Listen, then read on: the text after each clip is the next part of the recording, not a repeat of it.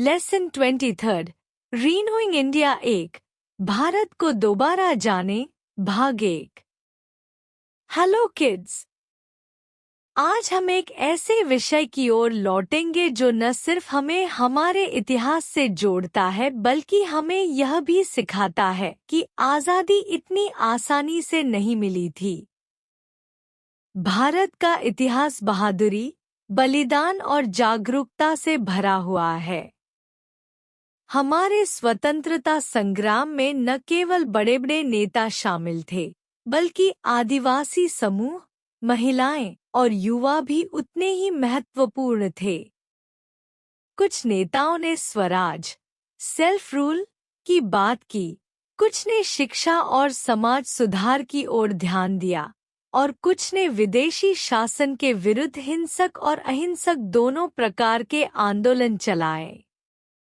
इस पाठ में हम उन महान लोगों और घटनाओं को फिर से जानेंगे जिन्होंने भारत को बदलने की नींव रखी। जब हम भारत के अतीत को गहराई से समझते हैं, तभी हम अपने वर्तमान को बेहतर बना सकते हैं और भविष्य को दिशा दे सकते हैं। तो चलिए, भारत के गौरवशाली इतिहास को फिर से जानने की इस यात्रा की शुरुआत करते हैं। Understanding the answers with explanation। एक खोंस। यह एक जनजातीय समूह था जिन्होंने मानव बलि की प्रथा के विरुद्ध ब्रिटिश शासन के खिलाफ विद्रोह किया। यह सामाजिक जागरूकता की शुरुआत मानी जा सकती है। दो दादा भाई नौरोजी। इन्होंने पहली बार स्वराज को भारतीयों का लक्ष्य बताया और ड्रेन थ्योरी प्रस्तुत की, जिससे ब्रिटिश आर्थिक शोषण को उजागर किया गया। 3 मोहम्मद इकबाल। इन्होंने अलग मुस्लिम राष्ट्र का विचार सबसे पहले सामने रखा, जो आगे चलकर पाकिस्तान के गठन में आधार बना। 4 मैडम कामा। पहली भारतीय महिला जिन्होंने विदेश में भारतीय तिरंगा फहराया और भारत की स्वतंत्रता की बात अंतर्राष्ट्रीय मंचों पर की। 5 लॉर्ड लैंसडाउन। इन्होंने भारतीय राष्ट्रीय कांग्रेस (INC) को सूक्ष्म अल्पसंख्यक की प्रतिनिधि संस्था कहकर उसकी व्यापकता को नकारा। 6 सरदार वल्लभ भाई पटेल। इन्होंने 1928 में बारडोली सत्याग्रह का नेतृत्व किया और किसानों को एकजुट करके ब्रिटिश प्रशासन को झुकाया।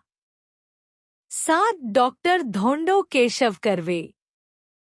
इन्होंने भारत की पहली महिला विश्वविद्यालय की स्थापना की, जिससे महिलाओं की उच्च शिक्षा को बल मिला। 8 लॉर्ड विलियम बेंटिंक।